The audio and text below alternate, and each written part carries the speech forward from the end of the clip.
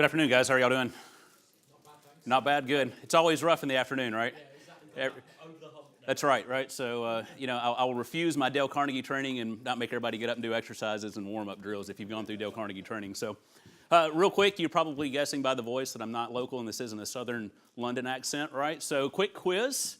It's America. Is it Arizona, Texas, or Tennessee? Tennessee. Why Tennessee? Pardon? Why Tennessee? I've watched, Sweet Home Alabama so many times. Thank you. All right. So it is Tennessee. So I am literally in the middle of a transition. So I joined HCA UK in January and literally landed end of January and in the process, as of today, working on visas for my wife and family to get back over. So if I seem a little distracted at times, I apologize. My wife is having a bit of a freak out moment. Quick show of hands. We're talking about transition security controls for mergers and acquisitions. Who is dealing with or has dealt with mergers and acquisitions from a security perspective? So almost everybody, so this will be good for you guys. But so those that raise hands, I'll probably get a little bit of feedback and see how it goes. So a bit of an introduction for myself. Just like a good security guy, it's blank. I don't want anybody to know anything else about me after we leave here, right? So I joined HCA US in 2000. I had just previously gone through the .com bust, if anybody was there. I had a wife that was pregnant, and I was looking for a job, so I ended up as a contract resource. Previous to that, I had started studying civil engineering after I left high school. I liked the structure, the format of the mathematics, but got tired of living out of vending machines, and the .com called me, so I ended up with a startup DSL provider of all things, so just kind of give you some background. So had a bit of telecom experience, landed doing NT4 and AD migrations of all things for HCA, if I date myself a bit, so apologies. After we get through incorporating all of our sites, I picked up an opportunity to travel around and do some acquisitions. And at the time, the acquisitions were more cloak and daggerish. Literally kept a bag packed in the car, would get a phone call from my manager to show up in his office to get this envelope that had secret written over it. And this was still the time we were using code names for the acquisitions, if you guys have been through that process. So, Love Lady, Deep Throat. It's like, come on, guys, right? It's just an acquisition. And literally would get told where to be. I would have to go to the airport, show up, go to a certain payphone, call in this number, get the instructions to go pick up a ticket and fly. And then it was the phone call to my wife to say, hey, sweetheart, I'm getting ready to leave. Here's where I'm going to be for the next 3 or 4 days. And then the phone was immediately slammed down. So it was interesting at the time because we weren't, as IT security professionals, not allowed to get inside the acquisition. So I don't know if everybody had that experience or not. It was just kept very, very silently, very far away. And then you would show up, you would do your assessment, and as you were finishing up your assessment, you were high-fiving the next team coming back out, right? Because as I did my telecom assessment, then the wireless team was coming in. And as the wireless team was walking out, the OS team was coming in, and then the server team. It's, from a healthcare perspective, coming in, working with the clinical workflows, it's very disruptive. So fast forward a little bit, I decided to do some consulting outside of HCA in Nashville. So Nashville's got a hotbed of healthcare, and at the time, the acquisition process, everybody was acquiring everybody or divesting. It was big business. So we got a chance to get involved with lots of different types of acquisition services, software, products, you name it. What I found interesting is over time, we were able to get ourselves as IT professionals, security professionals, inside the actual due diligence process, which was helpful. Now we're talking to the business. We're able to provide a little bit of input of what you should start looking for. What should you investigate if you're doing an acquisition? And that usually was a large spreadsheet that somebody at the site looked at and chunked it in the waste bin. Experience, right? Is that kind of what it looked like? All right. So, moving forward, so we go on site, we do our assessment, we look around. What do you find? I mean, there's a reason most environments are required. And in my experience outside of, I've been through 26 counting, getting ready for the presentation, 26 acquisitions. One of those was the merger of powerhouse to powerhouse to take on a market share.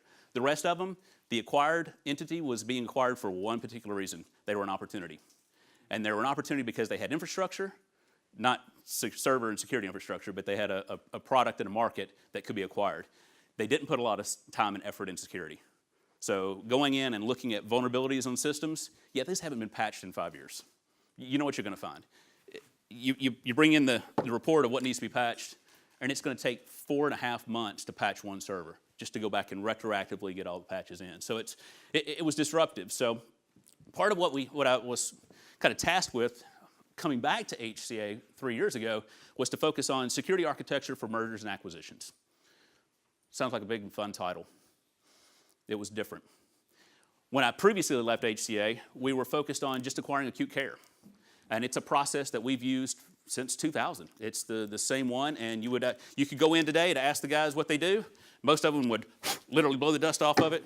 There's our process, step by step. Just follow the instructions. Thought there might be a better way. So looking at this from a security and a business perspective, right? I think we've covered some of what's here on the team or on the slide. Really found two different ways that we were acquiring. One was, we're just going to acquire, we're going to let you sit there and move on. You can operate the way you want to, day in, day out, it's not a problem. The other piece is, we want you completely integrated. Well, that takes time, that takes money, that takes effort.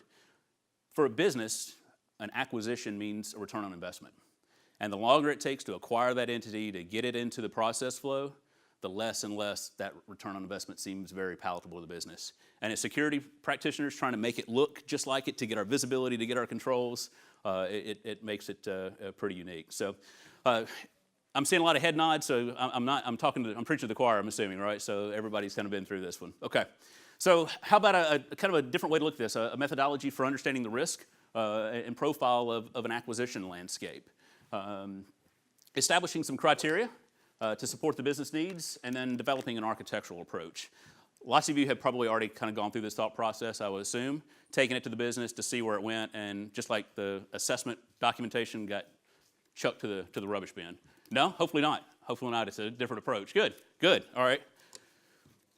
So here's kind of today's situation as we've seen it. You acquire, you've got a very autonomous, separate environment, right? They operate under their own conditions, they operate under their own controls, they've got their own contracts, et cetera, right? It is completely shadow IT from the acquiring organization. Ultimately, we want to get over to full integration. That's where the business believes that by coming into our processes, our procedures, if we're ISO 27001, let's get them that way and we'll all be, copacetic. Problem is there's a little bit of a gap between this side over here and this side over there, right? So it's a longer process to actually get there. So the Cybersecurity Framework, Common Security Framework, it's from NIST in the US. I don't know if that has made its way over to the UK or not, so I'm seeing some head nods, so I'll see that. So going into most organizations, as we mentioned earlier, the reason they're being acquired is they're of value. They're a target, right? They don't have a lot of IT staff. They probably don't have any security staff.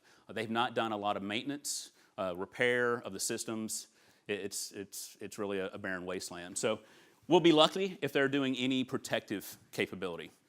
Target is to be able to get them into a full integration stack of identifying, right, understanding what they have from an asset perspective. Most organizations do not, that are being acquired, have an understanding of what their assets are. It's been around for years. The staff has rolled. And honestly, during an acquisition process, what happens to most of the staff of the acquired organization? They jettison themselves, right? They've got no incentive to stay around.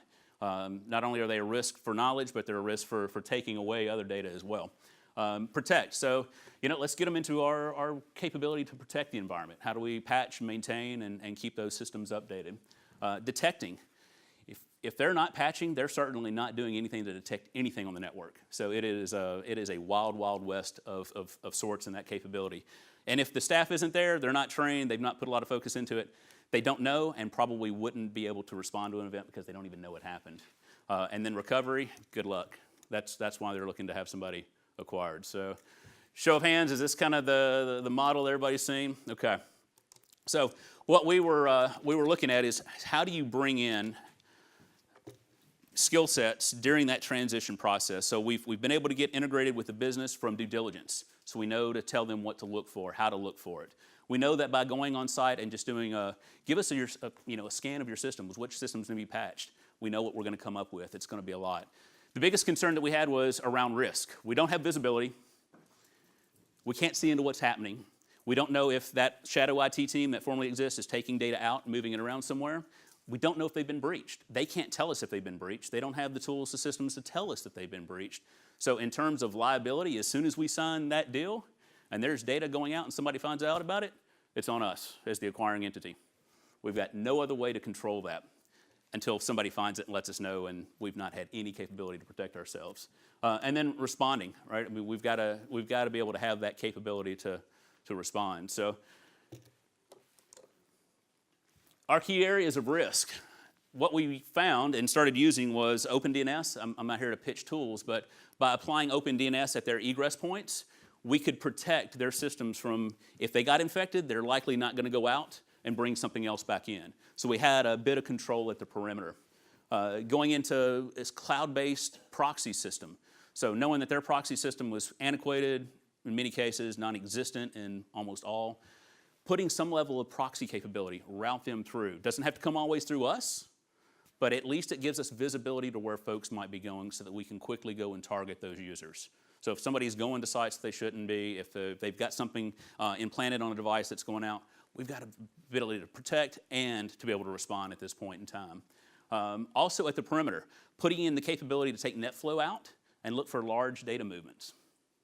So the biggest concern that the business came to us is we've got users that are not happy with the acquisition, happy with leaving, and they're ready to jettison their data for somebody else. So there's another competitor, another person in the market that they want to be able to take that data to. So how do we detect those sort of capabilities of moving around? File and data compromise. That was in most of the acquisitions. That is the first thing that we start with once we have connectivity. Get the firewall up and going, and then let's get the data over so we can start getting the big systems integrated. Payroll, HR, and then from a healthcare perspective, start getting the healthcare management, EMR systems integrated. So by putting some protections around that, giving them a safe location to bring that data to so it could be scanned, analyzed, because otherwise it's file servers across the whole lot that we've got no way to protect coming in. And the big thing was just visibility. Now that we've got those points on the network in the environment, we could bring that back to our central SOC and start monitoring for activity in those key risk areas. So yes, there's areas that's not covered in that from a security perspective. It's tough for a security guy to say that we're not going to focus there.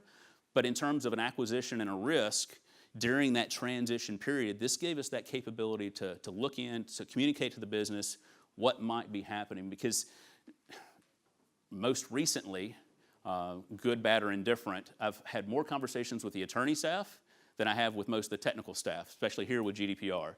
But even in the US, the attorneys coming into the acquisition space, starting to add on cyber riders, cyber insurance for acquisitions. So who is responsible for a breach during that acquisition transition? This gave us that capability to go back to the business, back to the attorneys and say, here's what we're seeing, here's that indicator, here's what's most likely to occur. So we could have better conversations around the true risk and the true impact and be able to support the SLAs in those contracts.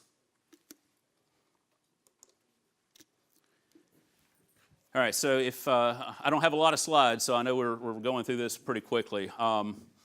Biggest thing for you guys, if you're in the acquisition space right now, right? If this model applies of having some level of transition, get some group consensus. Go start talking with the attorneys.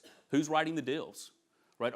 Do they have a cyber writer on some of the activity that they're acquiring with, right? How can you support that? I mean, the biggest challenge we found beforehand was we understand what you're saying in the language, but we've got no visibility into it, so we've got to build that into the process. And it's bigger than just security. This is understanding the true risk of the business. So for us, it was systems that were antiquated, systems that didn't have anybody managing any controls over it. The ability to try to go in and put our full stack on it would have taken years and a lot of money and would reduce that return on investment for the business. This gave us an opportunity to hone in on what was most critical. And a byproduct of this even is if you start doing the migrations, bringing systems over from one side and doing the three-leg firewall shuffle where you've got an untrusted, a semi-trusted, and a trusted environment, and you're moving these systems back and forth, this visibility starts telling you who's talking to what. So you've got a better idea of that identify piece of the CSF.